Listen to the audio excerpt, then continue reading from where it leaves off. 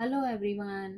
दोस्तों, अगर third house के लॉर्ड मजबूत स्थिति में सिक्स हाउस में होते हैं तो ऐसे में व्यक्ति किसी बहुत अच्छे पद पर सरकारी नौकरी में हो सकता है। यानी यहाँ पर एक मजबूत स्थिति व्यक्ति के करियर में देखी जा सकती है। साथ ही उसके छोटे भाई बहन भी अच्छी शिक्षा प्राप्त करते हैं। साथ ही धन संपत्ति की प्राप्ति भी होती है। यहाँ पर कई बार देखा जाता है कि जातक को कान की बीमारी का सामना करना पड़ सकता है या फिर किसी पुरानी बीमारी की वजह से उसको कष्ट उठाने पड़ते हैं। ऐसा व्यक्ति अपने जीवन में संपत्ति की प्राप्ति भी करता है। साथ ही कई बार ये भी देखा जाता है कि ऐसा व्यक्ति अपने छोटे भाई बहनों या मामा के प्रति काफी विरोधी होता है। उसका व्यवहार जो है वो उनके प्रति कई बार अच्छा नहीं होता है। साथ ही वो अपनी मौसी का बहुत ज्यादा प्रिय होता है। स्पेशली ये सारी स्थितियां उस ग्रह की दशा या महादशा में बहुत ज्यादा देखी जा सकती हैं। तीसरे भाव के स्वामी की दशा या अंतरदशा में ये भी देखा जा सकता है कि इनके छोटे भाई बहनों का स्वास्थ्य खराब हो सकता है या उन्हें किसी खराब परिस्थिति से गुजरना पड़ सकता है। यहाँ पर जातक को शत्रुओं का सामना भी करना पड़ता है। यानी सिक्स हाउस जो है वो आपके शत्रुओं का हाउस है, तो ऐसे में आपको किसी शत्रु का सामना भी करना पड़ सकता है। ये स्थिति ये संकेत भी देती है कि इनके छोटे भाई बहन किसी ऐसे कार्य में कार्यरत हो सकते हैं जो कि सेवा का भाव दर्शाता हो या फिर एफर्ट्स डालने वाला हो, क्योंकि थर्ड हाउस जो है वो एफर्ट को बताता है और सिक्स हाउस जो है वो सेवा को बताता है। तो ऐसे में वो कोई अच्छे डॉक्टर हो सकते हैं, नर्सिंग के कार्य से जुड़े हुए हो सकते हैं, सेना में किसी पद पर कार्यरत हो सकते हैं। यहाँ पर व्यक्ति का पार्टनर विदेश यात्राएं करने वाला होता है। यानी उसको बहुत सारे विदेश यात्राओं के अवसर भी प्राप्त हो सकते हैं। अगर तीसरे भाव का स्वामी अशुभ, कमजोर या पीड़ित होता है तो ऐसे में सांसारिक मामलों में जातक को अच्छे परिणाम देने वाला नहीं होता है।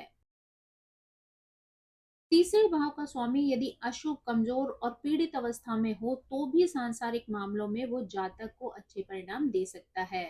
ऐसे लोग स्वभाव से बहुत ज्यादा मिलनसार हो सकते हैं। यानी लोगों से मिलना जुलना ऐसे लोगों को बहुत ज्यादा पसंद आता है।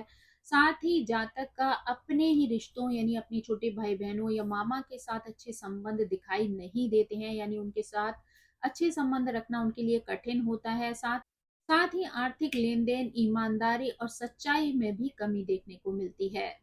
साथ ही आर्थिक लेन देन में उनकी ईमानदारी और सच्चाई में कमी हो सकती है। कुछ लोगों के साथ यहाँ पर यह भी देखा जाता है कि बचपन में उनका ईगो हर्ट हो गया होता है। यानी ऐसे लोगों का अहम किसी न किसी परिवार वाले के साथ या रिश्तों के साथ टकरा जाता है, जिसकी वजह से वो बहुत ज्यादा इंट्रोवर्ट हो जाते हैं। यानी लोगों के साथ बहुत ज्यादा खुलकर अपने विचारों को अभिव्यक्त नहीं करते हैं। थर्ड हाउस भाई बहनों को बताता है, तो वहीं सिक्स हाउस लड़ाई झगड़ों को। तो ऐसे में कई बार छोटे भाई बहनों के साथ वाद विवाद या लड़ाई की स्थिति भी आ सकती है। जहाँ तक कि अपने भाई बहनों से प्रतिस्पर्धा हो सकती है। थर्ड हाउस के लॉर्ड जब सिक्स हाउस में होते हैं तो ऐसे में वो छोटे भाई बहनों के साथ वाद विवाद को तो दिखाते ही हैं, लेकिन सिक्स हाउस कानून का भी होता है। तो ऐसे में कानूनी विवाद भी भाई बहनों के साथ खड़े हो सकते हैं। थर्ड हाउस के लॉर्ड सिक्स हाउस में होते हैं तो चौथे भाव की ऊर्जा को बता दिखाते हैं कि थर्ड हाउस से सिक्स हाउस फोर्थ होता है। तो यहाँ पर संपत्ति को लेकर भाई बहनों के साथ कोर्ट कचहरी की स्थिति भी आ सकती है। अगर यहाँ पर पॉजिटिव ग्रह होते हैं तो ये स्थिति इतने बुरे प्रभाव नहीं देती है। छठा भाव कुंडली के अर्थ त्रिकोण से जुड़ा हुआ है और तीसरा भाव आपके साहस और ताकत को दिखाता है। इसलिए जब थर्ड हाउस के लॉर्ड सिक्स हाउस में होते हैं तो ऐसे में व्यक्ति जितनी ज्यादा मेहनत करता है, जितनी ज्यादा एफर्ट्स डालता है, उतनी ही अच्छी कमाई कर सकता है। यानी उनकी इनकम उनकी मेहनत पर आधारित हो सकती है। अगर ये स्थिति अच्छी होती है तो जातक बहुत अमीर और संपन्न बन सकता है। अगर ये योग किसी योग कारक ग्रह से जुड़ जाए तो ये स्थिति व्यक्ति को नेम फेम भी दिला सकती है। और अगर ये स्थिति अच्छी ना हो तो ऐसे में जातक को बहुत ज्यादा एफर्ट डालने पड़ते हैं। बहुत मेहनत के बाद ही वो अच्छी कमाई कर पाता है। या कह सकते हैं कि कमाई करने के लिए उसे बहुत ज्यादा एफर्ट की आवश्यकता पड़ती है, क्योंकि थर्ड हाउस संचार को भी दिखाता है। तो यहाँ पर व्यक्ति की संचार क्षमता और कौशल का उपयोग समस्याओं, विवादों और संघर्षों को निपटाने में भी लग सकता है। इसलिए यहाँ पर ये स्थिति दर्शाती है कि ऐसा व्यक्ति कानून या मेडिकल के क्षेत्र से प्रभावित हो सकता है। यानी या तो वो किसी कानून से जुड़े हुए व्यवसाय में हो सकता है या मेडिकल से जुड़े हुए कार्य से संबंधित हो सकता है। ये स्थिति ये भी दिखाती है कि ऐसा व्यक्ति ऐसे लोगों की काउंसलिंग करता है जो बहुत ज़्यादा गरीबी से जूझ रहे होते हैं या किसी प्रकार से समाज से अलग होते हैं, यानी कटे हुए होते हैं। समाज से उन लोगों को बहुत ज़्यादा तिरस्कार मिलता है। ऐसे लोग उन लोगों की सेवा करते हैं, उनकी काउंसलिंग करते हैं, उनको उन परेशानियों से निकालने में उनकी मदद कर सकते हैं। साथ ही देखा जाता है कि ऐसे लोग प्रतियोगिता या खेलों से भी जुड़े हुए होते हैं, क्योंकि तीसरा भाव आपके शौक और छठा भाव प्रतियोगिता को दर्शाता है। ये परिणाम ग्रहों की स्थितियों, दृष्टि, युति, वक्रीय होने की स्थिति या अस्त होने की स्थिति से प्रभावित हो सकते हैं और उसके अनुसार अलग अलग चार्ट में अलग अलग प्रभाव दे सकते हैं। अब अगर हम इन्हें ग्रहों के अनुसार अलग अलग देखें तो हम इस स्थिति को और भी अच्छी प्रकार से समझ सकते हैं। हम यहाँ ग्रहों के अनुसार देखें तो हम इस स्थिति को और भी अच्छी प्रकार से समझ सकते हैं। तो अगर हम सबसे पहले सूर्य की बात करें तो यहाँ पर सूर्य मिथुन राशि में थर्ड हाउस के लॉर्ड बनते हैं, क्योंकि वहां पर सिंह राशि होती है। और थर्ड हाउस के लॉर्ड होकर सिक्स हाउस में जाते हैं जहां पर वृश्चिक राशि होती है। इसलिए ये स्थिति यहाँ पर पिता के साथ एक ट्रांसफॉर्मेशन वाले संबंधों को दर्शाती है। यानी यहाँ पर पिता की वजह से जीवन में कई तरीके के परिवर्तन आ सकते हैं।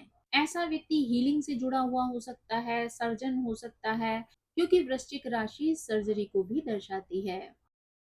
सूर्य स्वास्थ्य का ग्रह है और रोगों के लिए छठा भाव देखा जाता है, तो ऐसे में मेडिकल करियर जो है वो यहाँ पर देखने को मिलता है। कि व्यक्ति का अपना स्वास्थ्य भी यहाँ पर अच्छा रहता है। सूर्य जिस भाव में बैठते हैं उसको जला देते हैं, यानी उसके प्रभाव को कम कर देते हैं। तो ऐसे में ये हाउस जो है वो स्वास्थ्य के लिए भी देखा जाता है। तो स्वास्थ्य के लिए जो निगेटिविटी यहाँ पर मौजूद होती है वो सूर्य के प्रभाव से कम हो जाती है। इसलिए अगर सूर्य यहाँ पर बैठे हो तो व्यक्ति बीमारियों से पीछा छुड़ा सकता है, साथ ही शत्रुओं से भी अपना बचाव कर सकता है, यानी शत्रुओं पर भी उसको विजय हासिल होती है। सूर्य जन्म कुंडली में करियर का मुख्य कारक होते हैं, इसलिए इस ग्रह स्थिति के साथ जातक ऐसा हो सकता है कि वो किसी प्रकार का हीलर हो या ऐसे लोगों की मदद करने वाला हो जो जीवन में बड़े परिवर्तन से गुजरे हो या कठिनाइयों भरे अनुभव जो है वो उन्हें परेशान कर रहे हो, किसी तरीके से शोषित हो या मानसिक रूप से आहत हो।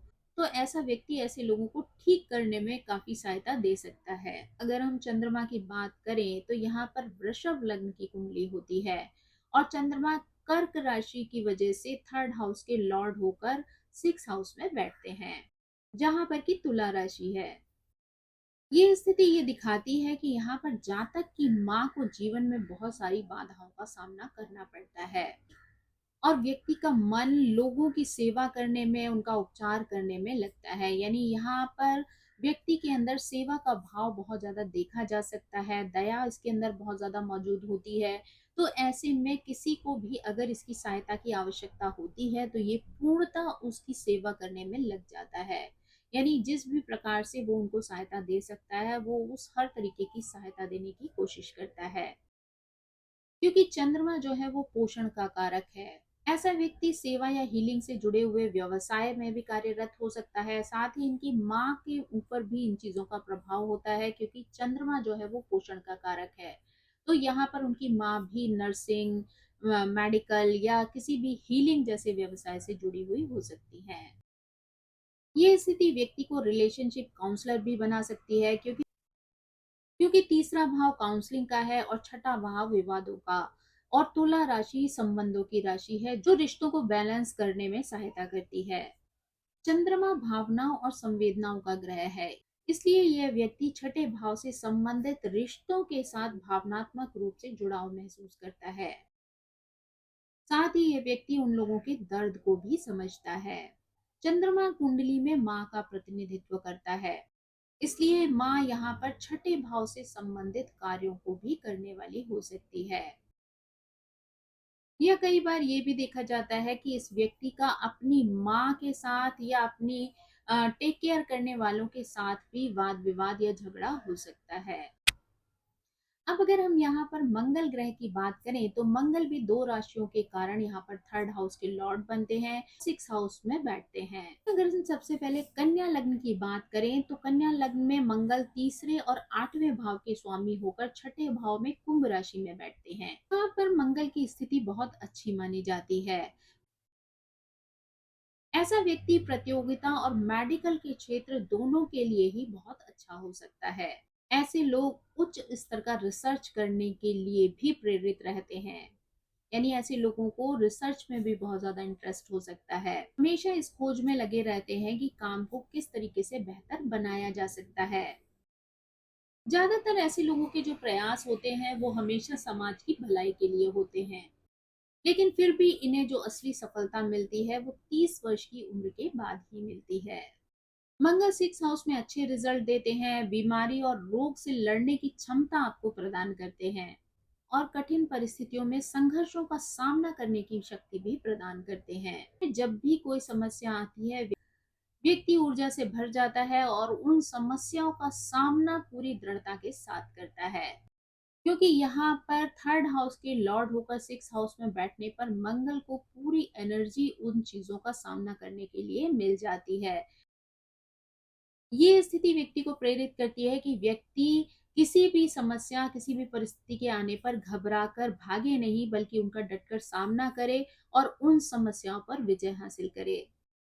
अब अगर हम कुंभ लग्न की बात करें तो मंगल तीसरे और 10वें भाव के स्वामी होकर छठे भाव में कर्क राशि में बैठते हैं। यहाँ पर वो नीच के हो जाते हैं। जैसे कई बार व्यक्ति अनावश्यक विवादों और झगड़ों में भी फंस जाता है। यानी वो खुद को ही ऐसी फालतू की चीजों में घुसकर थका लेता है। कई बार ऐसे लोग बिना वजह कानून को भी अपने हाथ में ले लेते हैं और अंत में हार जाते हैं। यानी जबरदस्ती के मुद्दों पर लड़ाई झगड़ों में पड़कर ये अपने लिए खुद ही समस्याएं मोल ले लेते हैं। अगर मंगल पर किसी सकारात्मक ग्रह का प्रभाव ना पड़ रहा हो तो कभी कभी बेवजह ही ऐसा व्यक्ति अपराधी बन सकता है। देखा जाए तो ये स्थिति खेलों के लिए बहुत अच्छी होती है। ऐसा व्यक्ति खेलों के प्रति बहुत ज्यादा ईमानदार होता है। इसका मतलब ये नहीं होता कि यहाँ पर मंगल जो नीच का है वो अपना प्रभाव खत्म कर देता है। उसका प्रभाव पड़ने की वजह से कई बार वो अपने प्रतिस्पर्धियों को धोखा भी दे सकता है और किसी भी तरीके से उनको हराने का मौका नहीं छोड़ता, चाहे वो उसके लिए उसको कोई चीटिंग करनी पड़े या किसी अन्य तरीके की स्थिति क्रिएट करनी पड़े। भले ही कर्क राशि होने की वजह से मंगल की स्थिति यहाँ पर थोड़ी कमजोर हो जाए, लेकिन सिक्स हाउस में मंगल अपने आप को किसी ना किसी तरीके से स्ट्रांग बनाए रखता है।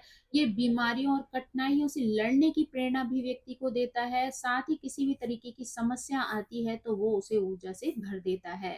यानी यहाँ पर ये ऊर्जा उसे हमेशा जीतने के लिए प्रेरित करती है। अब अगर हम यहाँ पर बुध ग्रह के बारे में बात करें तो बुध ग्रह भी अपनी दो राशियों की वजह से यहाँ पर थर्ड हाउस के लॉर्ड बनते हैं, जिसमें अगर हम सबसे पहले मेष लग्न की बात करें तो यहाँ पर बुध थर्ड और सिक्स हाउस के स्वामी होते हैं। सिक्स हाउस में कन्या राशि में ही बैठते हैं। यहाँ पर वो उच्च के हो जाते हैं। थर्ड हाउस सलाह देने का भाव है, सिक्स हाउस विवाद और समस्याओं को सुलझाने का भाव है। तो ऐसे में व्यक्ति लॉयर होकर लोगों की समस्याओं का समाधान कर सकता है। यानी उसकी तार्किक बुद्धि उन्हें परेशानियों से निकालने में मदद कर सकती है। लोग अपनी काउंसलिंग स्किल की वजह से दो लोगों के बीच में होने वाले विवादों को भी खत्म करवा सकते हैं। यानी उनके अंदर वो प्रतिभा मौजूद होती है जहां पर वो दोनों की बात सुनने के बाद उनकी समस्याओं का समाधान कर देते हैं और दो लोगों के बीच का जो विवाद होता है वो सुलझ जाता है। अगर ऐसा व्यक्ति कानून के क्षेत्र में नहीं जाता है तब भी वो एक अच्छा हेल्थ काउंसलर हो सकता है, क्योंकि कन्या राशि हीलिंग की राशि है जो चिकित्सा से भी जुड़ी हुई होती है। खुद अपनी ही राशि में होकर यहाँ पर अच्छे परिणाम देता है। साथ ही व्यक्ति को सिक्स हाउस से जुड़े हुए विषयों का भी बहुत ज्यादा ज्ञान होता है। ऐसा व्यक्ति लगातार कुछ ना कुछ सीखता रहता है, साथ ही हमेशा अपने आप को अपडेटेड करता रहता है। साथ ही सिक्स हाउस से जुड़े हुए विषयों के बारे में वो अपने आप को अपडेट करता रहता है। ऐसा व्यक्ति इन चीजों को छोटे समूह को भी सिखा सकता है। साथ ही युवा लोगों के अंदर सीखने की प्रेरणा भर सकता है। अब अगर हम कर्क लग्न की बात करें तो बुध यहाँ पर थर्ड और ट्वेल्थ हाउस के स्वामी बनते हैं। साथ ही सिक्स हाउस में धनु राशि में बैठते हैं। ये स्थिति ये दर्शाती है कि व्यक्ति यहाँ पर कानूनी क्षेत्र में कार्य कर सकता है, क्योंकि धनु राशि कानून की राशि है। तो ऐसे में व्यक्ति कानून से जुड़े हुए कार्यों में संलग्न हो सकता है। साथ ही व्यक्ति यहाँ पर दूसरों को उच्च शिक्षा प्रदान करने वाला हो सकता है, धार्मिक ज्ञान देने वाला होता है, उनके जीवन के अंधेरे और संघर्षों से उन्हें बाहर निकालने में मदद करता है। हालांकि सिक्स हाउस जीवन में कठिन विषयों का प्रतिनिधित्व करता है, फिर भी ये लोग कठिन परिस्थितियों में सकारात्मक दृष्टिकोण रखते हुए आशावाद को बनाए रखते हैं। सिक्स हाउस से जुड़े हुए चीजों के बारे में जानकारी करते हैं, बहुत कुछ सीखते हैं और लोगों तक पहुंचाने का कार्य भी करते हैं। ऐसे लोगों को यात्राएं करना भी बहुत ज्यादा पसंद होता है, यानी वो यात्राओं से भी बहुत कुछ सीखते हैं और कुछ समय के लिए विदेश में जाकर भी रह सकते हैं। यानी कि हो सकता है वो अपने व्यवसाय के कारण कुछ समय के लिए जाकर विदेश में निवास करें और अपना कार्य पूर्ण होने के बाद वापस आ जाएं। अब अगर हम शुक्र ग्रह की बात करें तो यहाँ पर शुक्र ग्रह भी दो राशियों के माध्यम से थर्ड हाउस के लॉर्ड बनते हैं, जिसमें अगर हम सबसे पहले सिंह लग्न की बात करें तो शुक्र थर्ड और टेंथ हाउस के लॉर्ड होते हैं, सिक्स हाउस में मकर राशि में बैठते हैं। ये स्थिति व्यक्ति को सेवा भाव वाला व्यक्ति दिखाती है, क्योंकि शुक्र यहाँ पर मकर राशि में अपनी मित्र की राशि में है, तो उसका प्रभाव भी जो है वो व्यक्ति के ऊपर पॉजिटिव पड़ता है। ये स्थिति ये संकेत भी देती है कि व्यक्ति की जो पत्नी होती है वो कई बार जॉब करने वाली होती है, यानी किसी न किसी नौकरी से जुड़ी हुई होती है, और ये जॉब जो है वो कानून से संबंधित भी हो सकता है, गवर्नमेंट से संबंधित भी हो सकता है। तो इन क्षेत्रों में कार्य करके वो आपको आर्थिक सहायता भी प्रदान कर सकती है, क्योंकि यहाँ पर जो मकर राशि है वो इन क्षेत्रों का प्रतिनिधित्व करती है। शुक्र ये दिखाता है कि व्यक्ति किससे प्रेम करता है। ये स्थिति ये दर्शाती है कि व्यक्ति किस तरीके से दूसरों की सेवा करना पसंद करता है, क्योंकि ये लोग बहुत ज्यादा दयालु होते हैं, कूटनीतिक होते हैं, नरम स्वभाव वाले होते हैं। खासकर सिक्स हाउस से जुड़े होने की वजह से ये चीजें इनके अंदर देखने को मिलती हैं। इसलिए ऐसा व्यक्ति कोई गरीब हो या कोई बीमार व्यक्ति हो या किसी व्यक्ति के जीवन में कठिन परिस्थितियां आ रही हो जिसकी वजह से वो परेशान हो, या किसी व्यक्ति के जीवन में अगर संघर्ष या परेशानियां या चुनौतियां आ रही हैं, तो ये इनको उन परिस्थितियों से निकालने में मदद कर सकते हैं। यहाँ पर ये समझना ज़रूरी है कि व्यक्ति को दूसरों की सेवा करना, दूसरों का ध्यान रखना तो बहुत अच्छी बात है, लेकिन कई बार उनकी ये अच्छाइयाँ ही उनके ऊपर भारी पड़ जाती हैं। तो इसलिए व्यक्ति का अच्छा होना अच्छी बात है, लेकिन बहुत ज़्यादा अच्छा होना उसके लिए परेशानी बन सकता है। यहाँ पर व्यक्ति को महिलाओं से परेशानी का सामना करना पड़ सकता है, यानी महिलाओं की वजह से व्यक्ति के जीवन में परेशानियां आ सकती हैं।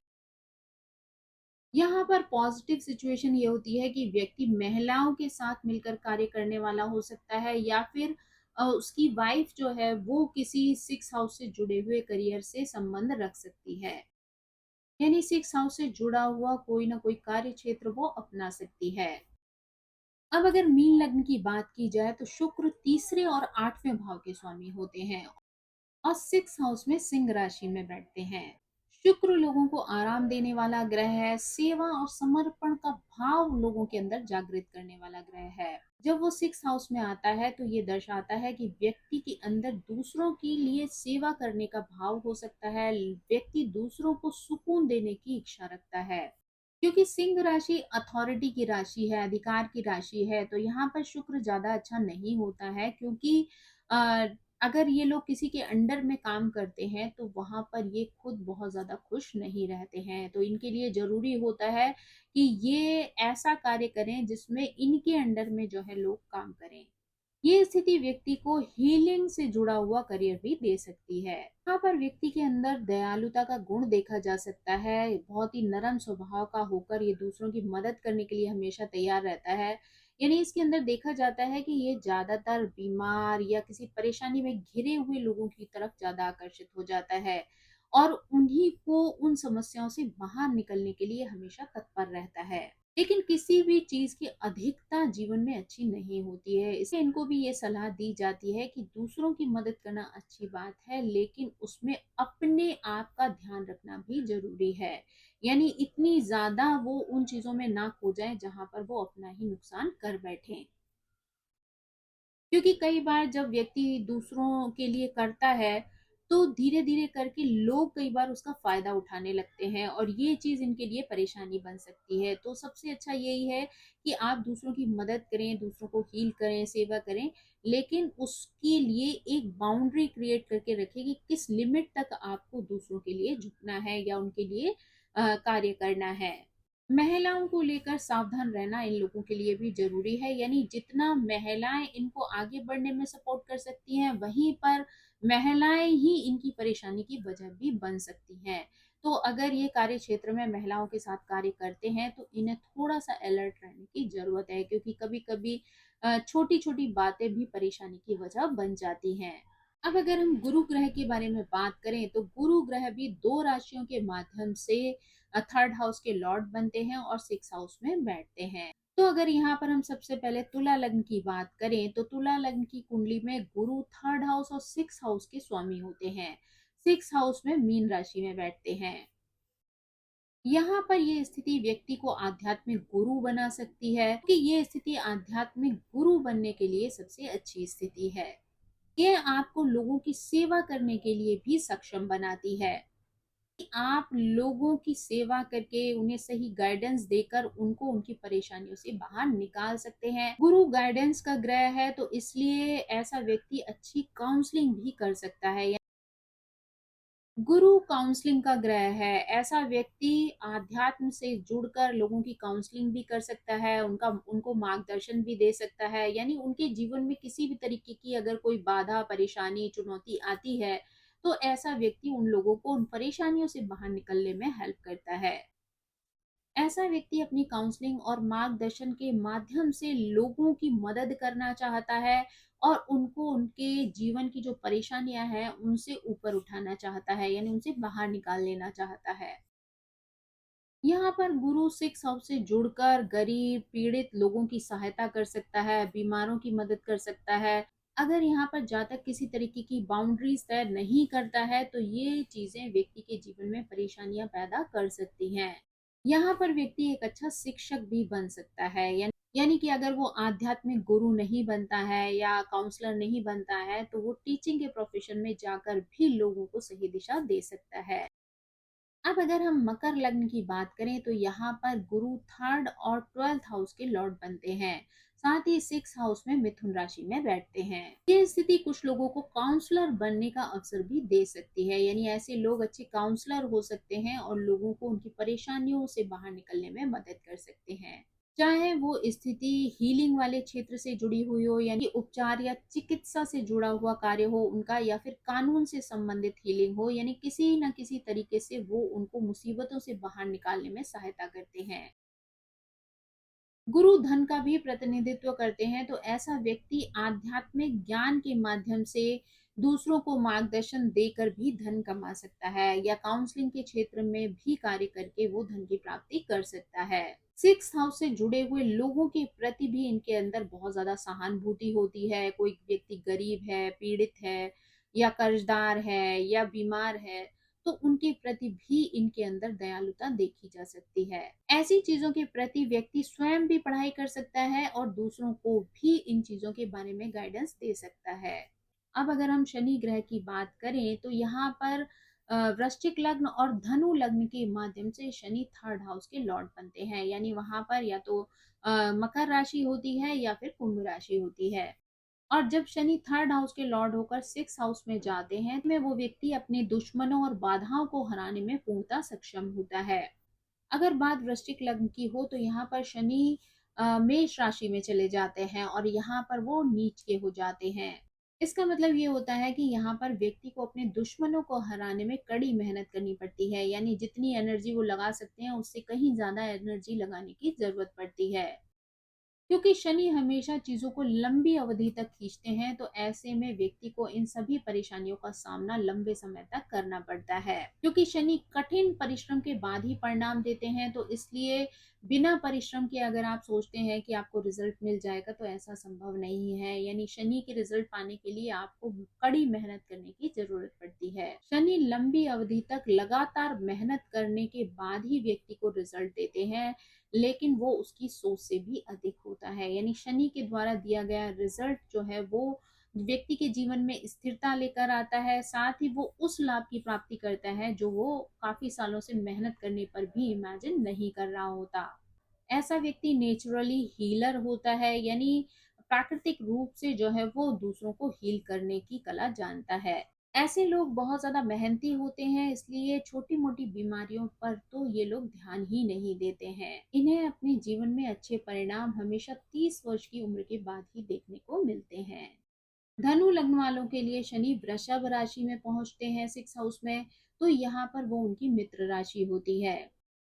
यानी किसी भी तरीके की गंभीर परिस्थितियां आए, किसी भी तरीके की चुनौतियों का सामना व्यक्ति को करना पड़े, लेकिन वो लेकिन यहाँ पर शनि की मदद से व्यक्ति हर चीज पर विजय प्राप्त कर लेता है। यानी चाहे वो बीमारी हो, चाहे वो परेशानियां हो, किसी भी तरीके के जीवन के उतार चढ़ाव हो, शनि व्यक्ति को उन सभी परेशानियों से बाहर निकाल लेते हैं। तो यहाँ पर कह सकते हैं कि शनि का रिजल्ट जो है वो भले ही लोगों को देर से मिलता हो, लेकिन जब भी मिलता है तो वो उनके जीवन में स्थिरता लेकर आता है, लोगों को स्ट्रांग बनाता है।